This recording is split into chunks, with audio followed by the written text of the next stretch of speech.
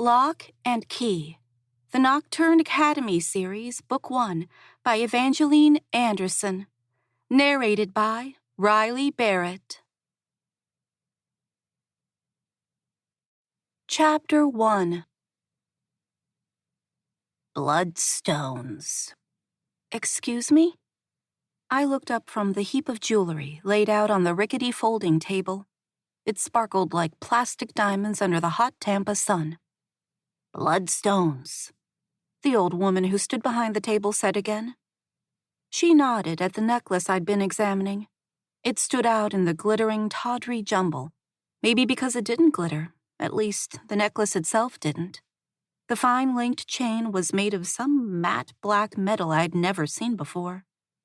Hanging from it was an unusual pendant, a single key made from the same black metal and studded with 4 tiny crimson stones. The key was about an inch long and felt unusually heavy in my hand. You mean these? I pointed to the stones set in the head of the key. I thought they were garnets.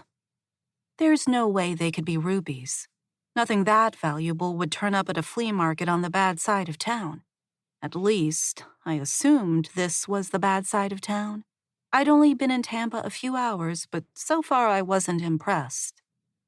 They're rare. The old woman nodded solemnly, as though imparting a piece of secret wisdom.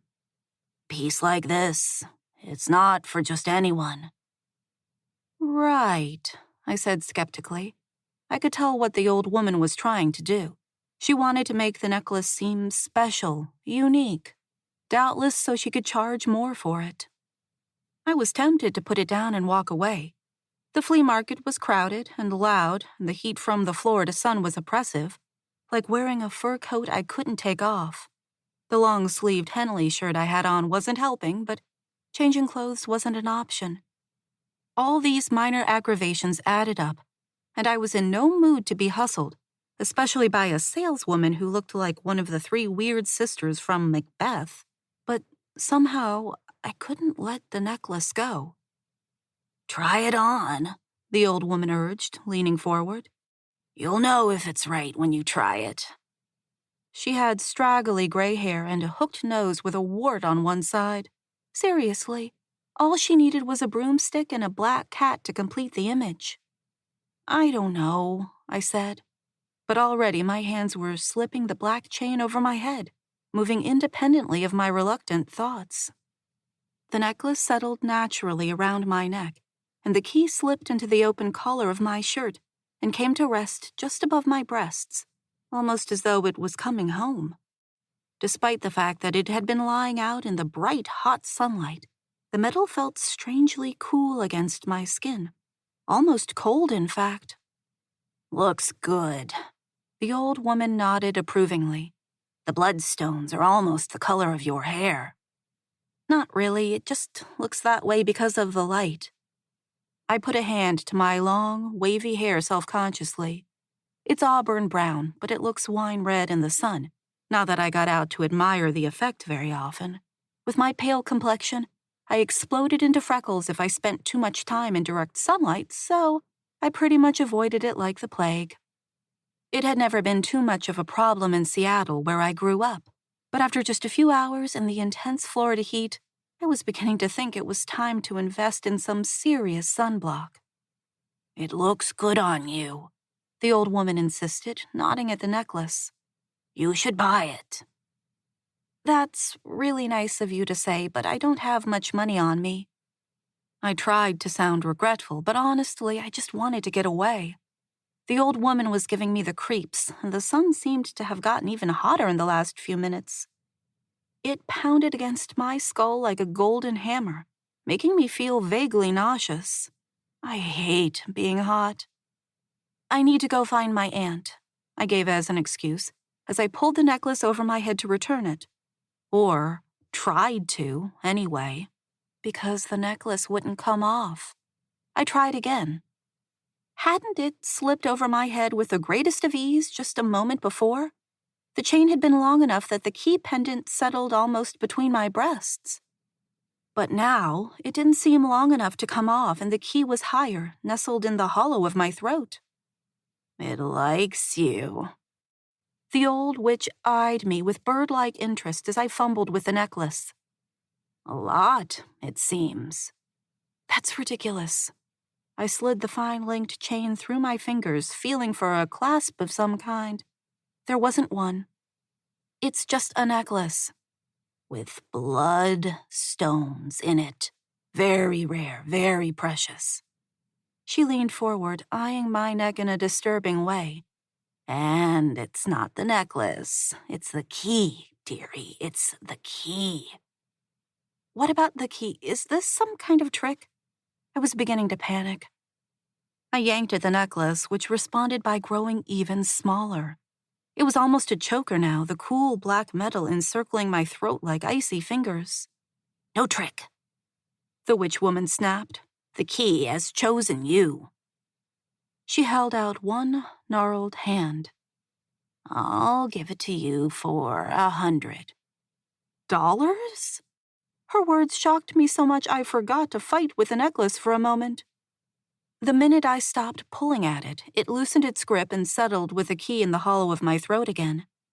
"I told you I don't have much money on me," I said. The old woman got an obstinate look in her faded brown eyes. "If you can't give back the necklace, you'll have to pay for it. It's rare and precious. 100 is a bargain."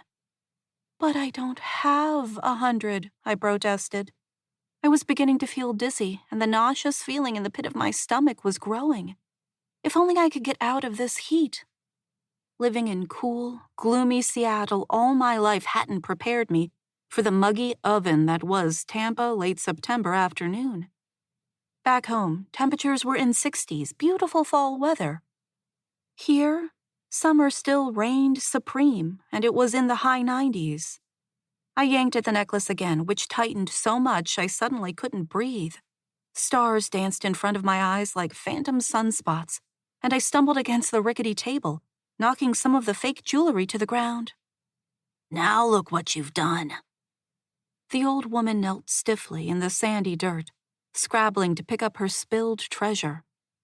Loops of glass and plastic beads hung from her claw-like hands, reflecting stray darts of sunlight into my eyes. "Please." I twisted my fingers in the fine link chain, feeling like I was being strangled or maybe garroted. If only the damn thing would let up for a minute so I could breathe. "Maggie, what's wrong?"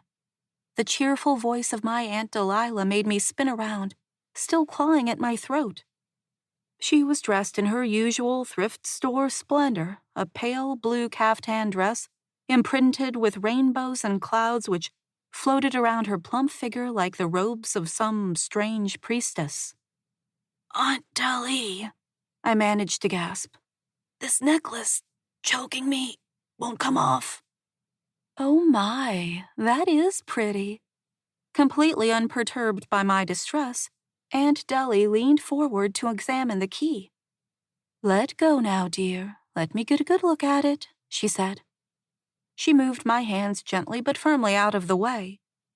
At once, and to my relief, the necklace quieted, the key settling once again into the hollow of my throat. I drew in a ragged, relieved gasp, and then another.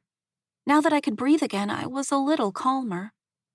My hands itched with the instinctive need to yank at the necklace, to get the strangling thing from around my vulnerable throat. But fear stopped me.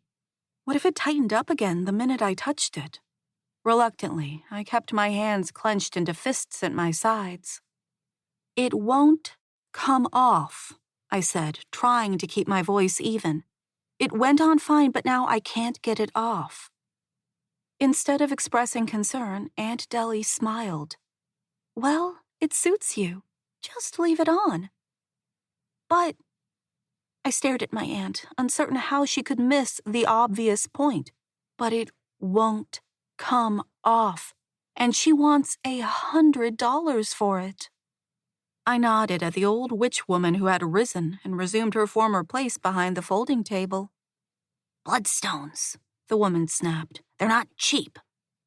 "I see," Aunt Deli said thoughtfully. "As one practitioner to another, would you take 50?